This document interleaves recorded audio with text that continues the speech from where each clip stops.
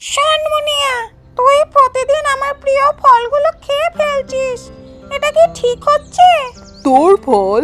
গাছটা তো সবার। তুই কেন সব ফল নিজের বলে দাবি করছিস? আমি আগে যাই, তাই ওগুলো আমার। তুই অন্য গাছে গিয়ে খাবি। আরে এমন কোনো নিয়ম নেই, গাছটা প্রকৃতির আর প্রকৃতি সবার। তাহলে তুই কি বলতে চাইছিস আমি স্বার্থপর? না, আমি বলতে চাইছি ভাগ করে খেলে তো ভালো হয়। কেন এমন করছিস? তুই তো আমার কথা একদম বুঝিস না। আমি শুধু বলছি তুই একটু কম খাস। শুনি, ফল তো প্রতিদিন গাছে ধরে।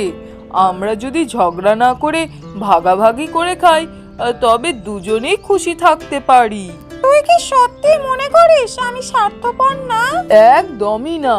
তুই আমার সেরা বন্ধু, তাই তো তোর সঙ্গে সবকিছু ভাগ করতে চাই। তুই ঠিকই বলেছিস, ঝগড়া করে আসলে কিছুই ভালো লাগে না।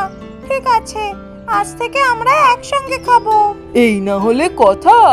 এখন চল, গাছের ওই পাকা পাকা ফলগুলো খাই।